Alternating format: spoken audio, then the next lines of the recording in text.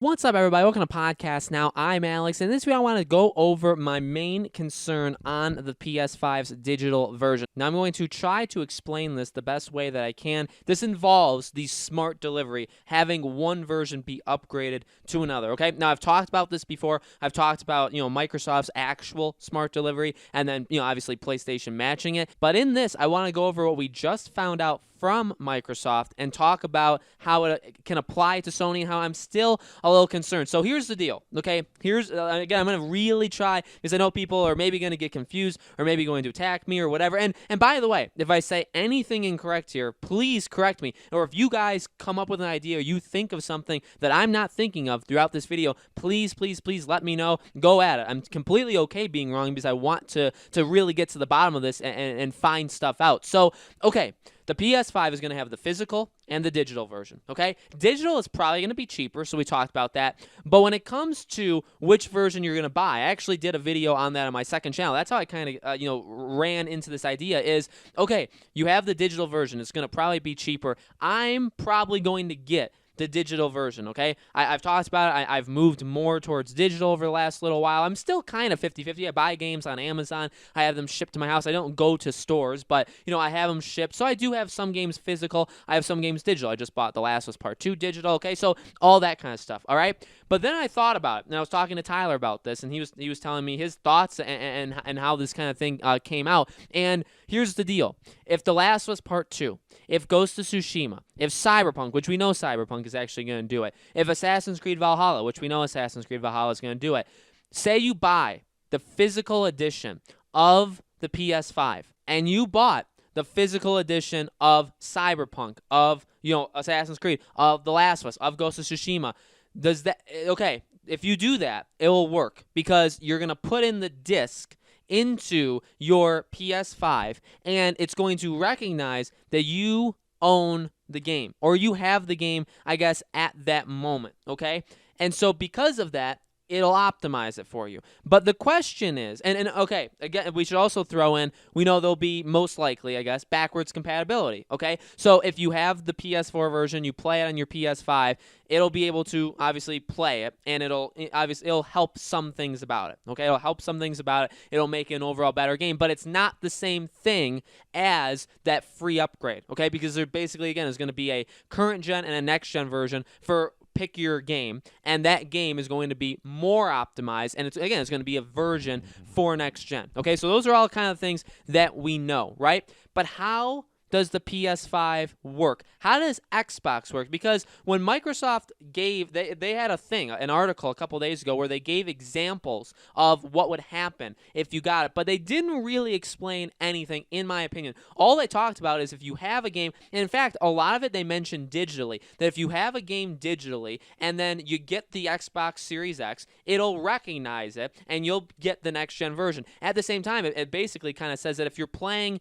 the game on, say, you go in your living room and you play a game on your PS5 or Xbox Series X in your living room, and then you go to your room and you have the PS4 or Xbox One and you're playing that same game, it'll be able to recognize, which one is doing it, and it'll give you the best version for each of them, okay? So I'm not confused about that, but the question is, say me, Alex, I'm going from PS4 physical, a person that's got discs, and a lot of people still have discs, maybe not as many, but they still have them. And then you're going to PS5, and say you buy the digital version, okay? So let's really start to set the scene. I'm going to buy, and we're just going to go through this timeline. I'm going to buy the digital version of the PS5.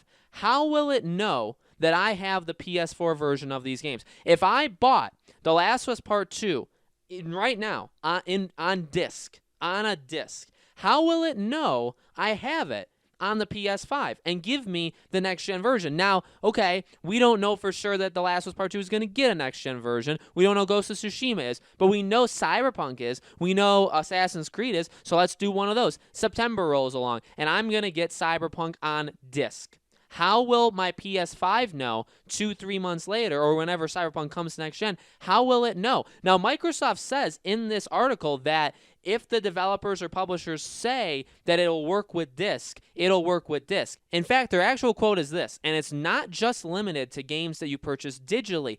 physical discs of Xbox games can also support smart delivery if the developer or publisher decides to implement it. But the question is, what does that actually mean? Because if I go from a disc-based PS4 to a digital-based PS5, or I guess you could say the same thing with Xbox, if you go from one that has a disc to one that doesn't, how will it know that I have the disc? Now, you could say, okay, and this is my idea. This is what I thought of too. Well, it knows in the library. It knows because you have a library of games, and it knows that you have digital games and you have disc-based games. But the question is, what would then differentiate? What would make different the disc from digital?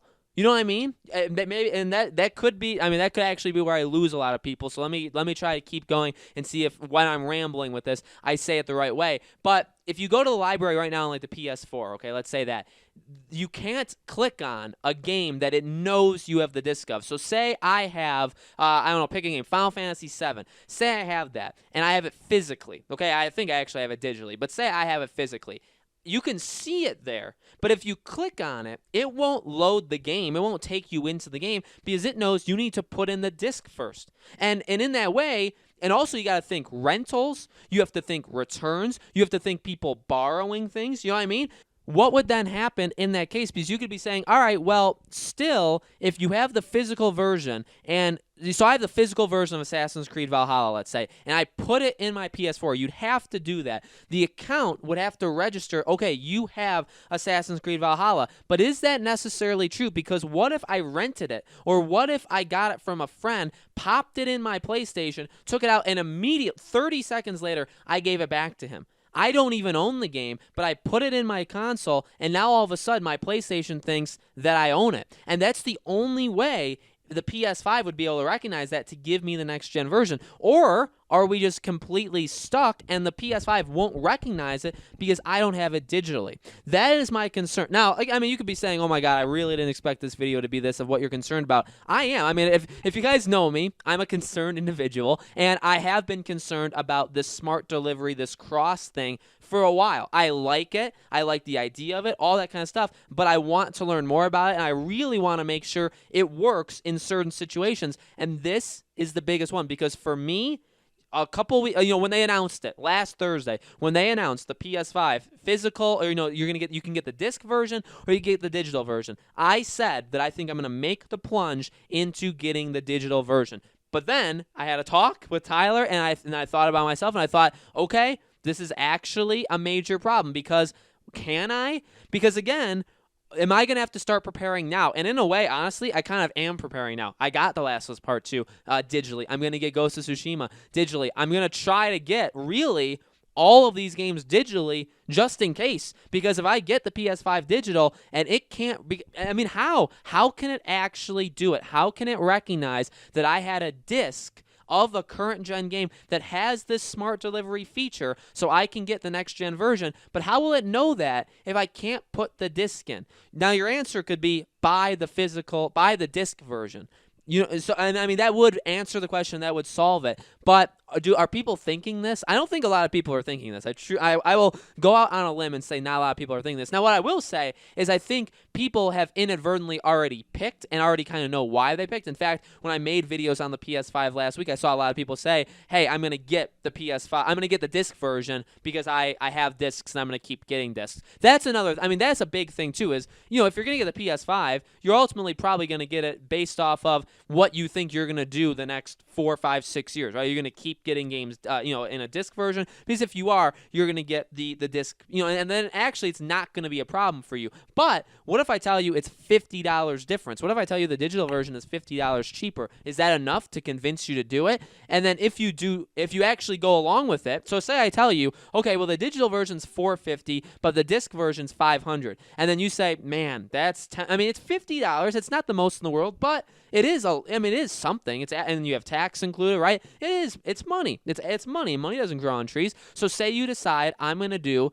the digital version. It's cheaper. Maybe less people are going to buy the digital version, so I have a better chance of getting it day one. You know what I mean? And actually, that could happen with the disc version. It could happen with the digital version. We'll have to see. So you do it, but then you get it, and you say, oh, shoot, I didn't think about this. How am I going to play the games on it? How does backwards compatibility work? How does games that, again, have the smart delivery, how are they implemented? How does my PlayStation know I have it? I really don't have a way. The only way I thought of was the library, because your games are kind of synced to your account. Trophies are synced to your account. But again, that doesn't mean you own it. It could just mean that my friend gave it to me to borrow, and then that's it. At the same time, you could say, well, isn't that how physical versions work now? I mean, you could take it from somebody could loan it to you, and I mean, it's basically as if you own the game. But again, you give that disc back to them, you don't have the game anymore. I mean, that's just how it works, right? Digitally, you can't do that. I can't buy a game and say, I'm going to loan my digital version to another person, and then when they're playing it, I can't play it, and then when they give it back to me, they can't play it. You know what I mean? I mean, it doesn't work like that. So how can the PS5 do it? Because basically, the PS5 would have to break that. At the bottom line is, in order to make it work the way I'm saying, or if you wanted it to work, where if I have a physical version of a game and then the PlayStation needs to recognize that, but it's a digital only PlayStation, and the only way would be to go through my account and go through the library, it would be breaking that fundamental principle that these systems have had since the very beginning, right? That you can't do that. You know what I mean? So that is a concern. It's a concern that, I was excited about this Microsoft article, the one I read part of it for you, but when you read it, it doesn't actually answer that much. I mean, it gives games that are going to do it. It gives scenarios, but there's scenarios that, well, duh, we all know that, right? I think that we all are on board with that, and we all kind of fully realize that's how it works. But then the physical part, the part that they even mentioned very briefly, doesn't really say. In fact, they're even less committed to that, because they say, well, it's only going to work if the developers and publishers say it's going to work. You know what I mean? Now, is that saying basically the same thing as smart delivery, where it's available to everybody, but they have to choose to do it or not? Like, is that what they're saying? Or are they saying, like, hey, it's going to be kind of difficult, because how do you make the Xbox do it? Everything I just said for the PlayStation can work for Xbox as well. You know what I mean? You could make the exact same argument. So it's going to be very, very interesting. It's not going to deter me from getting a PlayStation 5. It may make me rethink yet again which version I'm going to get. I always expected a physical, like a disc version. I always expected that. Then when it was announced that there's a digital, then I had a long talk with myself, and I thought, you know what, digital could definitely be the way to go. And now, after thinking about this extra thing, now I have to think, do I do that? Because I don't get that many games physical, but at the same time, there's all these other things. Maybe I do get a game physical, and then obviously that would you know what I mean? There's a lot to it. There's definitely a lot to it. I thought it would be a very interesting discussion. Probably should have said at the beginning of the video, I'm a big Sony guy. I know maybe people are going to watch this and dislike it and say, my God, why is he bash on Sony? I actually love Sony. Like I said, I'm going to get the PS5, so hopefully there's none of that. But if you made it to the end of the video, you'll know my stance on it. I'm excited. I'm ready for it. I'm going to pre-order it. I'm going to try and get it day one. At the same time, it's just a little weird, and I just have questions. I want answered. I don't think there's anything wrong with having questions. So guys, let me know in the comments below, what do you think? How do you think this could work? Can you guys think of something that maybe I haven't thought of, or do you think it's kind of, again, like dead in the sand, where it's like, hey, that's just how it is. Like, it's not going to work. Get the physical version. Let me know if there's any way you guys can think around it in the comments. As always, make sure you guys are subscribed to this YouTube channel, Podcast Now. Hit the bell icon so you guys know when these videos go up. And thank you so much for watching, guys. I truly, truly appreciate it. And I hope to see you all on the next video.